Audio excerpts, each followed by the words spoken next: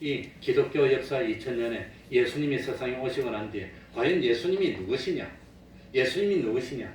예수님이 사람입니까? 사람입니까? 아닙니까?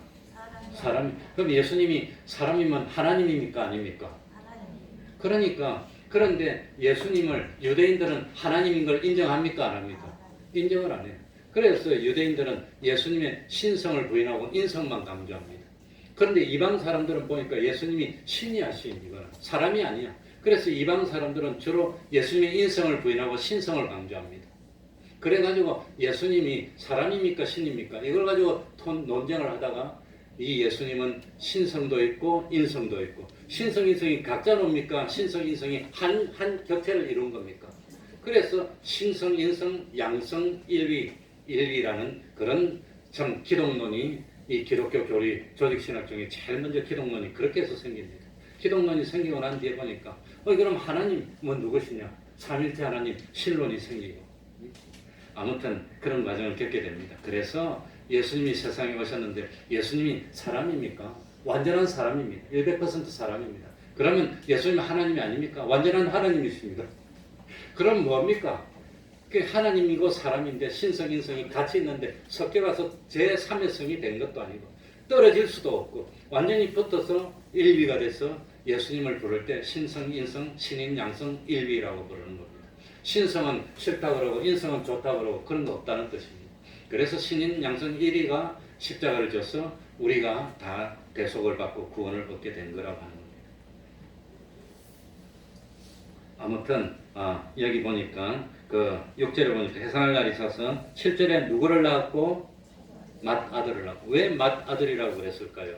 우리 장로교는 1.1획의 오류도 없이 하나님이 유기적 영감으로 성경을 기록했다고 믿습니다.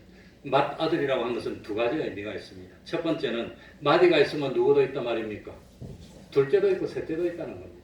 그러니까 예수님을 낳았던 마리아는 예수님만 낳고 참 남편하고 한 번도 잠자리를 안 하고 고고열하게 몸을 지키면서 동정녀로 계속 살았을까요? 동생들을 낳았을까요? 동생들을 낳았어. 그런데 세상 사람들 입장에서 보니까 어떻게 예수님의 어머니가 참 그 남편하고 맨날 잠자리를 해서 동생을 낳고 이런 생활을 할 수 있나? 안 돼. 그래가지고 천주교는 예수님이 동생이 있다는 걸 부인해서 뭡니까? 아무튼 예수님이 마리아는 예수님만 낳고 다른 아들을 낳지 않았다고 주장을 하는 게 거의 천주교입니다.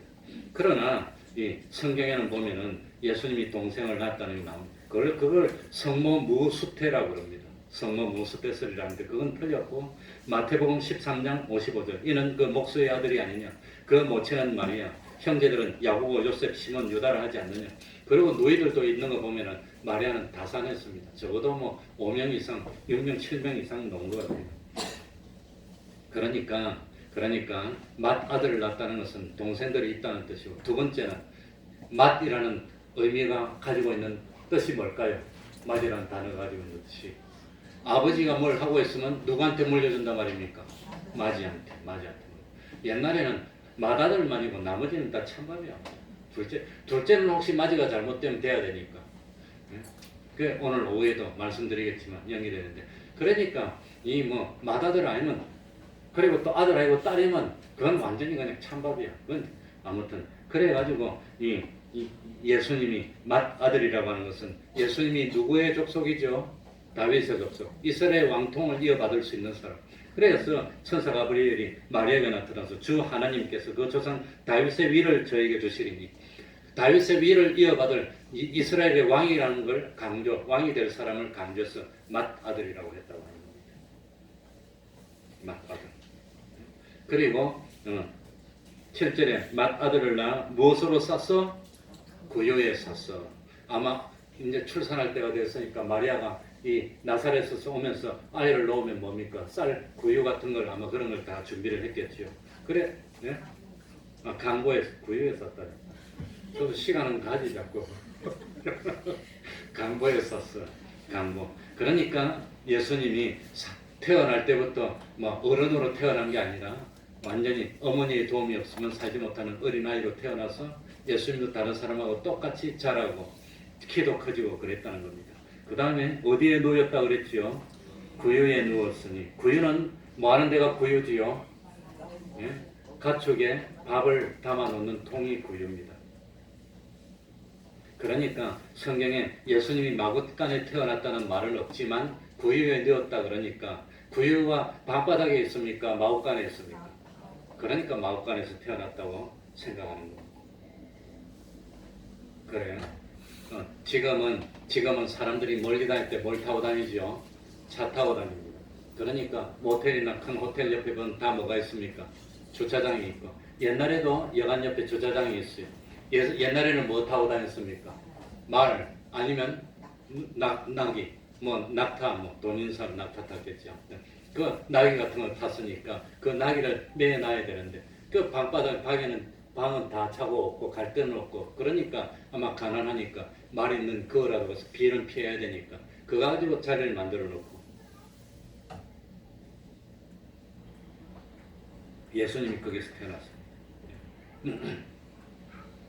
아무튼 그러니까, 그런데 중요한 것은 예수님이 태어나고 난 뒤에 이 요셉과 마리아가 마구간에 며칠이나 있었나 그건 알 수가 없습니다. 아마 도착한 대로 이 호적을 만들고, 호적을 만드는 사람이 하나씩 둘씩 떠났으면 아마 방이 비면 계속해서 마구간에 있은 것이 아니라 어디로 옮겼습니까? 방으로 옮겼을 겁니다. 그래서 동방박사들이 온 내용이 마태복음 2장 11절에 보면은 집에 들어가서 아기와 모친과 마리아와 함께 있는 것을 보고 엎드려 아기께 경배하고 이래 나옵니다. 그러면 마구간에 가서 경배했습니까? 집에 가서 경배했습니까? 집에 가서. 영어로 보면 하우스라고 나오지 스테이블이라고 나오지 않습니다. 마구간이라고 나오지 않습니다. 그러니까 동방박사들이 마구간에서 경배했다는 것은 정확한 표현이 아닙니다. 집에서 경배함으로 되어 있습니다.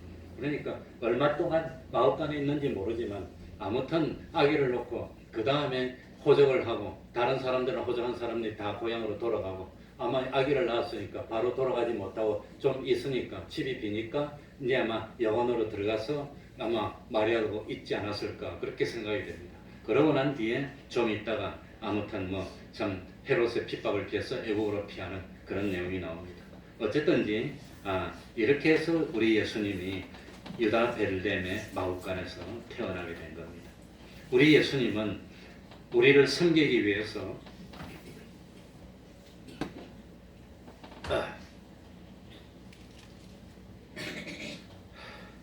가난한 낮은 자리로 왔습니다.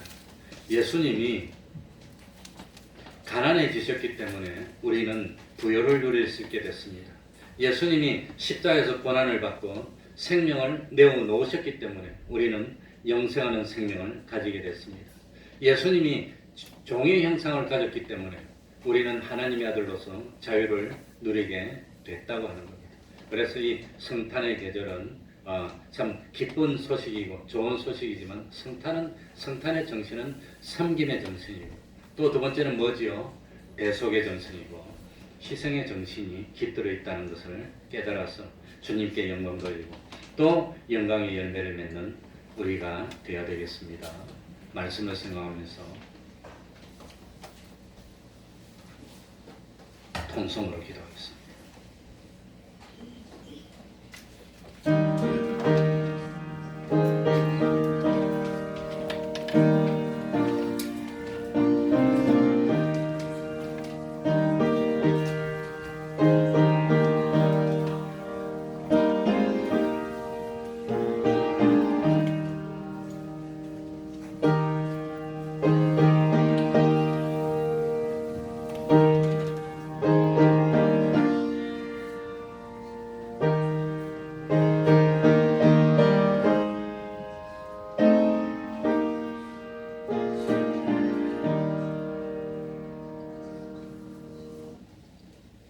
찬송 올리겠습니다. 119장입니다.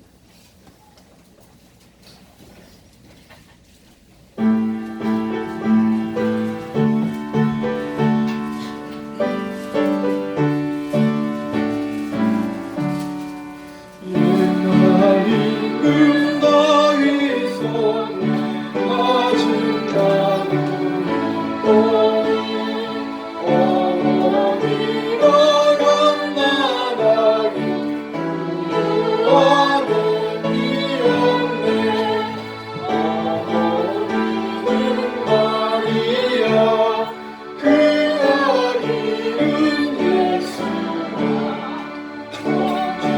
만물 지으신 하늘에서 오시사 만물감에 나시어서 유한을 이셨네.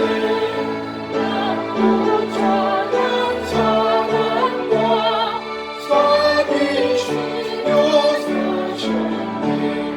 작가셔라 어릴 때에 어진 순종하시고 사랑으로 섬기신 것 참된 분이 되셨네.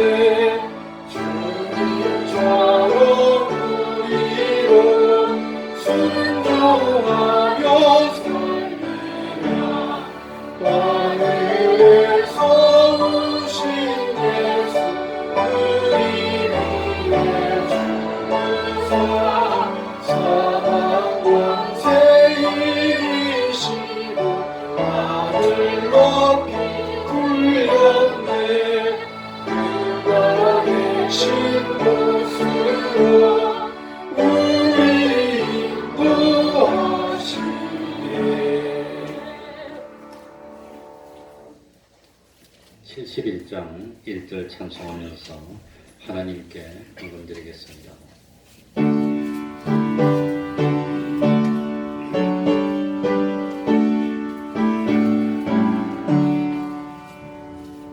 내게 있는 모든 것을 아낌없이 바치네. 사랑하고 의지하여 주만 따라가겠네. 주께 드리네. 주께 드리네. 사랑하는 구주 앞에 모두 드리네.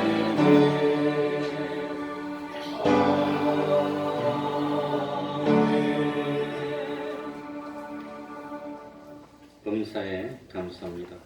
우리의 생각과 마음을 주관하시는 주님의 은혜 감사를 드립니다. 은산교회 화재복구 헌금 이렇게 했습니다. 기도하겠습니다. 하나님 아버지, 항상 감사하는 저희들 되게 하여 주시고 범사에 감사하는 저희들 되게 하여 주시고 또 이렇게 한 해를 보내면서 하나님이 우리에게 은혜 베풀어 주시고 얼마나 참 우리를 위해 희생하시고 참 낮아지셨나를 생각하고 세상에서 우리들도 주님을 닮아 참 주님의 뒤를 잇는 삶을 사는 저희들이 되게 하여 주시고 참 마침내 하나님 앞에 가서게 됐을 때 자기의 지난 날을 돌이키며 내가 참 하나님 앞에서 보람되고 내가 참 열매 맺는 삶을 잘 살았다는 그런 삶을 참 살 수 있는 저희들이 되게 하여 주옵소서. 당장은 좋았지만 영원히 부끄러움을 당하는 저희들 되지 않도록 하여 주시고 당장은 좀 힘이 들고 어려울지라도 영원히 돌이켜 볼수록 보람을 느끼고 기쁨을 느낄 수 있는 그런 삶을 사는 저희들 다 될 수 있도록 은혜 위에 은혜로 더하여 주시옵소서. 예수님 이름으로 기도하옵나이다. 아멘.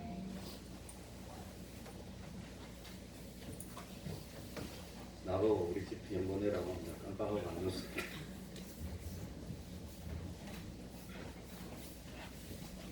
광고하겠습니다. 이번 주 토요일 오후 1시에 우리 공민철 집사님, 권아람 집사님 아들 공병호가 종로에 있는지 영풍문고에서 작가와 참 만남 그런 행사를 한답니다. 우리 권아람 집사님도 올라온다 그러는데 우리 병호가 군에 있으면서 석 달 만에 토익 900점 받기 그 책을 적어가지고 병호 자기가 석 달 공부하고 토익 900 몇 점을 받았다더라. 900 몇 점 받았다니 940 몇 점 받았대. 그래가지고 그 책을 만들어서 아마 이제 작가와의 만남 그런 행사를 하는데 혹시 시간이 있으면 토요일 1시에 영풍문고 가서 인사도 좀 하고 이렇게 하시기 바랍니다. 우리 성탄 축하 예배는 25일 수요일 오전 11시에 있습니다. 그리고 학습 세례를 위한 그 문답지를 받아가신 분은 적어서 내시면 됩니다. 적어내시기 바랍니다. 송구영신 예배는 12월 31일 밤 11시부터 있습니다. 그러면서 기도하고 예배드리고 그러면서 한 해를 보내고 한 해를 맞이하시기 바랍니다. 그럼 다 같이 일어나셔서 일장 찬송 부르고 축도를 마치겠습니다.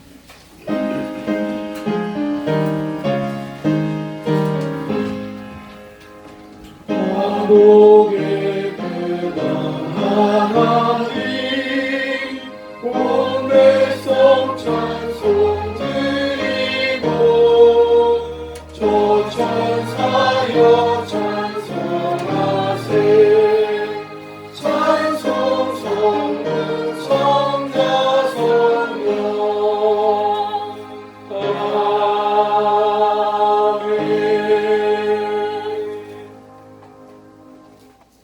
우리 주 예수 그리스도의 은혜와 하나님 아버지의 사랑하심과 성령님의 교통하심이 항상 함께하기를 축원하옵나이다. 아멘.